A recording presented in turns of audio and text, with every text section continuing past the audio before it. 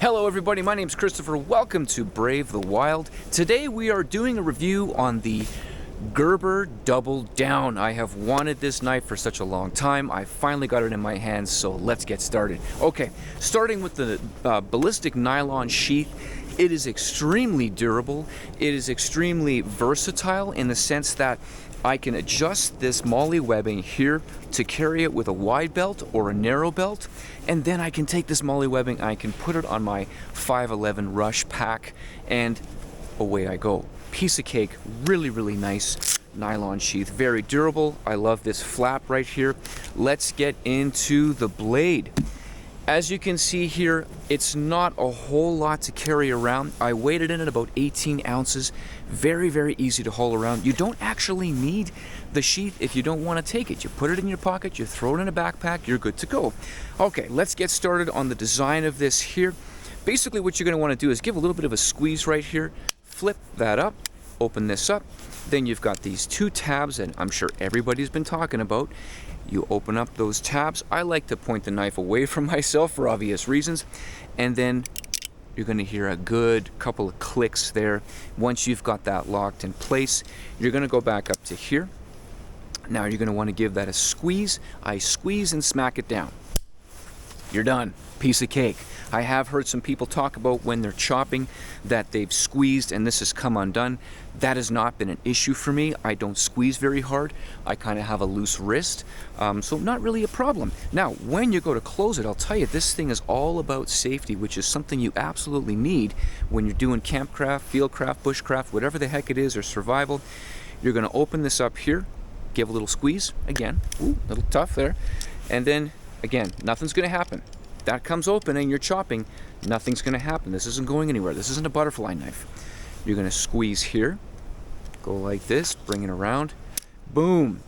If I'm dumb enough to put my fingers in there, this is going to remind me to get my bloody fingers out. So very important. I'm going to squeeze again. I'm going to close it up. Now when I close it up, I'm not closing it all the way. I'm going to let this kind of go right here. I'm going to line it up with the little dot right there. Boom, done. Piece of cake.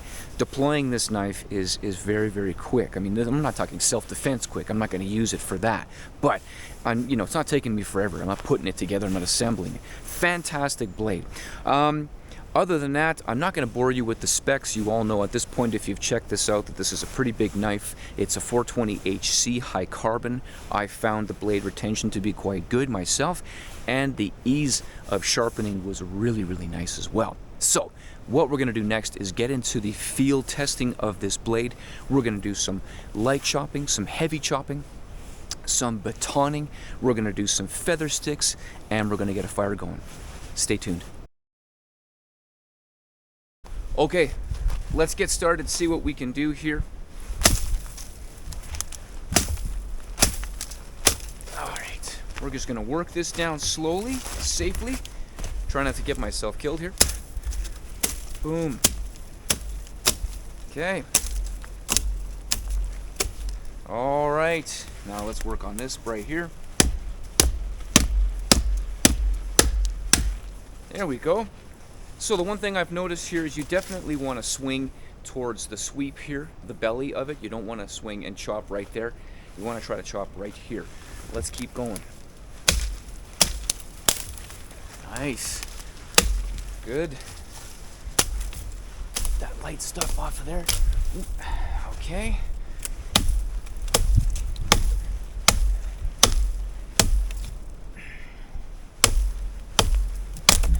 There we go. Let's tackle this right here.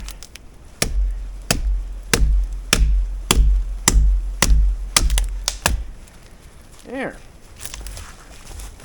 Now this is a fell tree, obviously, so it's dead.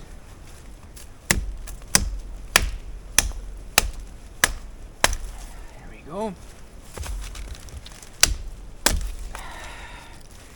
We are chopping nicely here. Okay, stay tuned. We're gonna go heavy.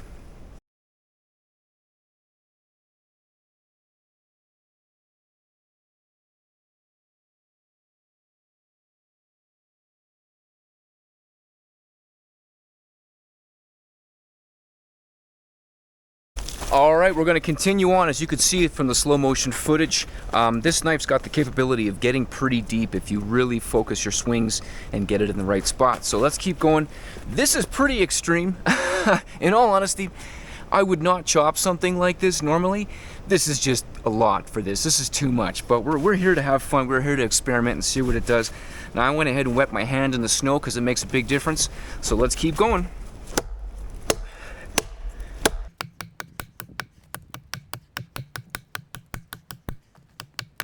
All right, we're gonna give it a bit of a turn here. Now I find that when you make good contact with this blade, you don't get the vibration. But if you don't make good contact, it likes to vibrate through the hand and it can really hurt. So, but when you get a good chop in there, it's really solid. It doesn't do that.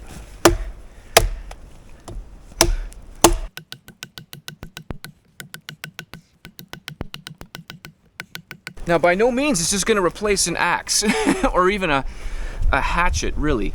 You got to keep in mind, this is a compromise. It's designed to be lightweight, easy to carry, foldable. But the fact that it's even doing this, I mean, honestly, that's just amazing to me. I'm shocked at what this blade can do.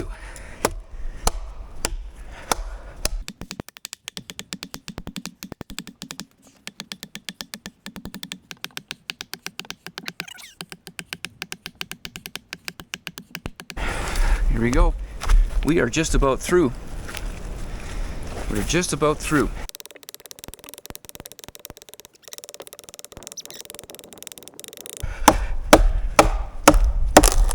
Oh. All right, folks. There it is. The Gerber Doubledown, chopping something I would normally never, ever chop. I'll be honest with you. This was insane. This is not something you're going to use this knife for. But you know what? It's a good test. It's a great test, right? Check it out. All right. This is what we have for thickness compared to my hand, compared to the blade. I mean, come on. Who's going to chop that in real life, right? Okay, stay tuned. We're moving on to batoning next. We're back with a proper baton.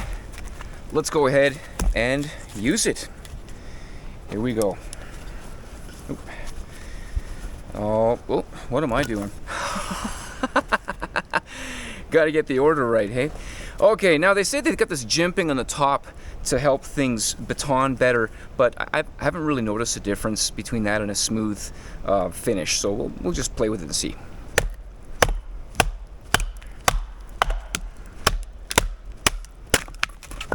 Very nice. Let's go a little bigger. There we go. You got a bit of a fatter piece here. This actually feels quite a bit heavier, so this might be a tougher one to go through.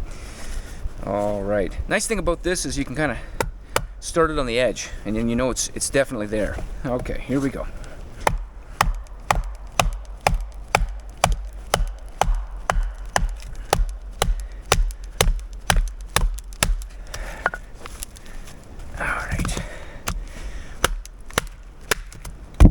Very nice. One more. Beautiful. Well, all in all, working great for me. The one thing with batoning that I find, because this is not as thick a blade, they've sort of gone with a very machete style, which is what this is. This is a machete. It's a thicker machete. It takes a little bit longer to baton through things, and then I find that it can sort of chew up your baton because it's a little bit thinner. But when I used it, I didn't really notice anything huge. You will notice that the stonewall finish here, or stonewash, not stonewall, the stonewash finish has come off. That was really just aesthetic. Wasn't anything super special, and honestly I don't really care. I think the knife still looks fantastic. So let's move on to doing some more batoning and getting some feather sticks.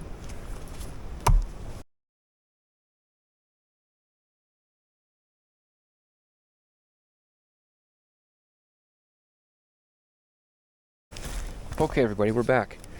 let's go ahead and do some fine work with this. We're going to choke it up here. Again, I'm not overly worried about gloves, but it's not a bad idea to have them. Things should be pretty light, so we'll see how it goes. All right.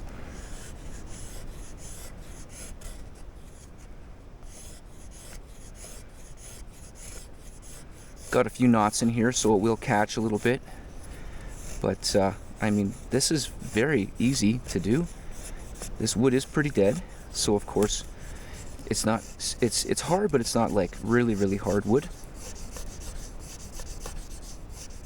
Oh, I'm getting some very thin stuff. The nice thing about this blade again is it's sort of that perfect thickness. Well, it's not perfect, but it's a perfect compromise between lightweight, ease of carry. The length of it makes it really nice for chopping, machete work. But then because the blade is thinner too, like you can do some really beautiful, very thin curls. No issues whatsoever with this. Oop. This is really nice stuff here.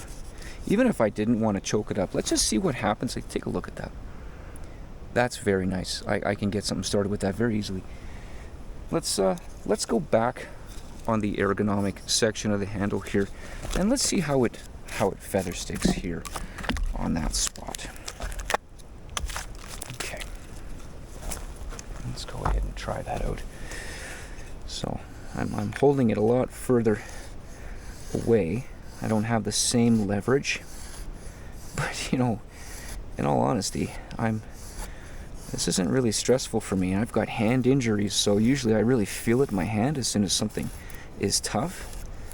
I don't feel this. This is really quite nice. Again, this is a pretty soft right now, this wood. I've got some good wood, very aged. But even as I get into the center of it and the wood gets harder, again, no issues. So, you know, if you really wanted to hold this blade, look at that. That's beautiful. If you wanted to hold this blade up here, there's going to be some slight stress on the wrist, but I wouldn't say that it's over, as long as you're not really having to dig really hard. So yeah, feather sticks again, very nice. So far so good. Let's get into the next segment and answer the question of whether or not there's anything on this knife that can strike a ferro rod. Stay tuned. Does this blade have any part on it that can strike a ferro rod? Now, this is not an ad for Axe hair products. What I have here is some fat wood that I had gathered, and I'm just going to put that right there. I don't need too much of it, just a little bit of fat wood, and see if I can get that started. The nice thing about the fat wood is, even if you get a very small amount of it, because it's so flammable, or even if you have a small spark, pardon me, you can still start a fire. So let's start from feeling around, see what we have. Now, none of this feels like it's a sharp enough edge, in my opinion, to do anything with, so I'm just going to kind of throw some sparks just right here. Ah yeah, no, we got nothing there. Here at the edge here. Okay, we got nothing there. Nothing on this edge, and I'm not going to want to use the blade here. I don't really want to do that. I could use the very edge, but I hate doing that. So let's kind of see. I don't think this jimping's going to do anything. No, goodness, that's not going to do anything at all. So let's go ahead and close up the knife, because I'm going to tell you an idea that I had, and I might do another video on it if I end up making the modification on that, and I'll show you what that is in a second here. What I was thinking about was this right here. Now, I examined it when it's closed, or sorry, when it's in the open position, meaning the blade is out and the handle's closed in. This is perfectly fine. It just kind of stays encased in here. So I thought to myself, you know, if I put that on the bench or on the sander and get a rough grit sandpaper on there, just put an edge right on there, nothing too deep, nothing too crazy, I bet you I'd have something that would very safely strike a ferro rod, because I can feel it. It's so close right now. It's so very close.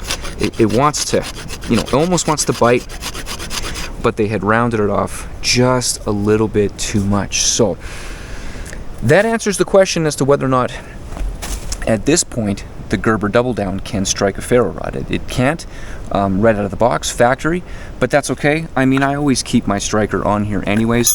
It's just nice to have that feature on a blade. So, final conclusions are coming up next. Stay tuned.